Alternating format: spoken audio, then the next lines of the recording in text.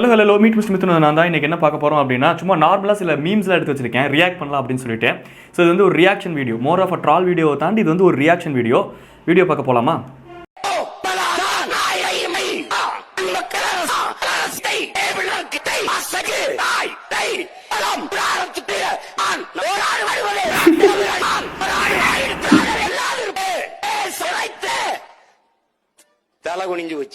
தலை குனிஞ்சு போச்சு. அது கொண்டு டீட்டெயிலிங்காக பண்ணியிருக்கானுங்க. இனிமேல் சரவடி வெடிச்சாலே எனக்கு அண்ணன் சீமான் அவர்கள் தான் ஞாபகம் வருவார். அவர் பேசுறது சரவடி மாதிரி இருக்குது அப்படின்னு சொல்கிறத தாண்டி சரவடி வெடிக்கிறதுக்கு அவரோட ரீல்ஸை போட்டு எடிட் பண்ணி இனி சரவடி வெடிக்கும் போதெல்லாம் அவர் தான் ஞாபகம் வருவார். அடுத்து ஸ்ருதிஹாசன் அவர்கள் கூலி படத்துலேருந்து ஏதோ சொல்ல போகிறாங்க, என்னன்னு தெரில, பார்ப்போம். என்ன சார் தெரியும் உங்களுக்கு? அவர் உங்களுக்கு வெறும் ஃப்ரெண்டு தான், எங்களுக்கு அப்பா, அதுக்கும் மேல எங்களுக்கு அம்மா. இதை நான் எதிர்பார்க்கவே இல்லை. இனிமேலாம் ஒரு சீரியஸான சீனை கூட சீரியஸாக பார்க்கவே முடியாது போல. இவனுக்கு பண்ணுற சேட்டை இருக்குது இல்லை, அதுக்கும் மேலே அவங்க எங்களுக்கு அம்மா, டெய்லியும் அம்மா மாதிரி சாரிலாம் கட்டிட்டு வந்து எங்களுக்கு வந்து தாலாட்டெலாம் பாடுவாங்க அப்படிங்கிற ரேஞ்சுக்கு எடிட் பண்ணி வச்சிட்டிங்களேடா. சத்யராஜ் பொம்பளை கெட்ட போட்ட நார்மல் படத்துலேயே பார்க்க முடியாது, இதுக்கு தகுந்த மாதிரி எடிட் பண்ணி கட்டப்பா மாதிரி எவ்வளோ கம்பீரமாக கேரக்டர் பண்ணிட்டு இருந்த சத்யராஜை இதுக்குள்ளே கூட்டிகிட்டு வந்து என்னென்ன சேட்டை. பாலிமர் நியூஸ், பாலிமர் மியூசிக்கா? ஒரு நிமிடம் 2 நிமிடம் என பேச ஆரம்பித்தவர்கள் நாளடைவில் நட்பு அதிகமாகி குணசேகர் இல்லாத நேரங்களில் சங்கீத ஸ்வரங்கள்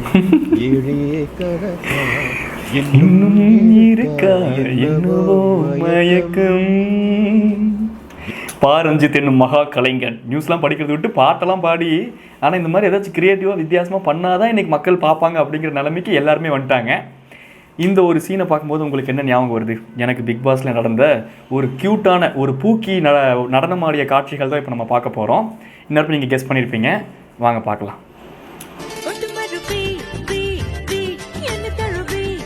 பெரிய அத்திவரதர் மழை பெய்யும் போது தண்ணியெல்லாம் விட்டு வெளியே வந்து 30 வருஷம் கழிச்சு வெளியே வர்றாரு. இந்த போஸில் தான் bro hits this pose. Athivaradar நினைப்பு ப்ரோக்கு, க்யூட்டாண்டி நினைப்பு. பேண்ட்டை வச்சு மேலே இழுத்து மூடி வச்சிருக்காரு ஒரு போஸனை போயிட்ட.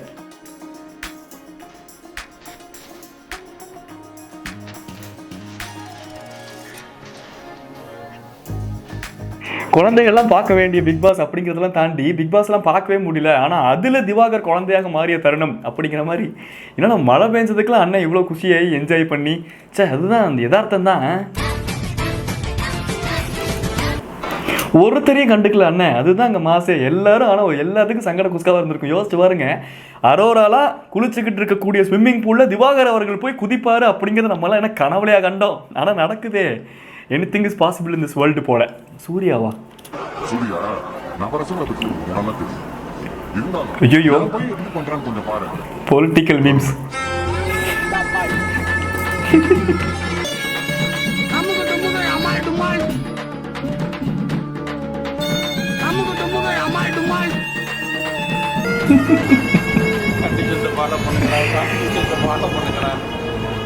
எவ்வளோ ஒரு சீரியஸான ஒரு சுச்சுவேஷனில் நடந்த ஒரு விஷயம், ஆனால் அதை இவ்வளோ சிரிப்பாக மாற்றுவாங்கன்னு தெரியல. அது இவ்வளோ சீரியஸான மீமை போட்டு அது இவ்வளோ சிரிப்பாக மாற்றுவாங்கங்கிறது நான் எதிர்பார்க்கவே கிடையாது. ஆனால் இந்த மீமுக்கு ஒர்த்தான ஒரு சம்பவம் தான் அங்கே நடந்துச்சு. யதார்த்தமாக அழுகிறக்கும் நான் கஷ்டப்பட்டு அழுகிறக்கும் கூடவா மக்களுக்கு வித்தியாசம் தெரியாது?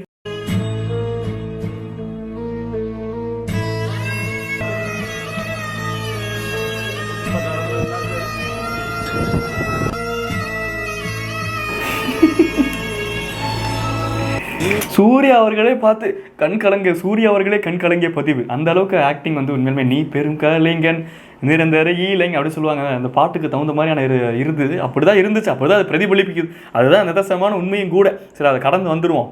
நியூட்ரான் எலக்ட்ரான் உன் நீலக்கண்ணில் மொத்தம் எத்தினி. ஏதோ பாட்டுக்கும் சிங்கம் போட்டதுக்கு என்ன சம்பந்தம் தெரியலையே.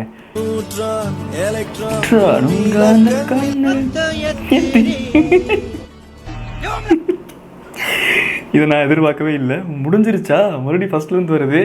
கடைசியில் அந்த மீமை எப்படிடா இதெல்லாம் மேட்ச் பண்ணி எல்லாம் இது பண்ணுறீங்க? எவ்வளோ அது சும்மாவே சிங்கம் சூர்யா பார்க்குறவன்லாம் கண்டவன்லாம் கண்ட இடத்துல அடிப்பார். இதில் பாட்டு பாடிக்கிட்டு இருக்கும்போது நம்ம ஹெட்செட் போட்டுட்டு இருக்கும்போது இப்படி தான் உள்ளுக்குள்ளே பாட்டு வந்து பாட்டு மாதிரி பாடும். நார்மலாக யதார்த்தமாக நம்ம பாடுறோங்கிற பேரில் வெளியே இப்படி தான் பாடிட்டு இருப்போம்.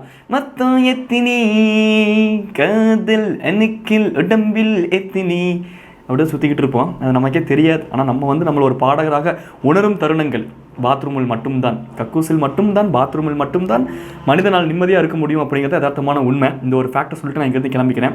டடா பை சொல்லி கிளம்புறது உங்கள் மீட் மிஸ் டாடா பை டாடா போ.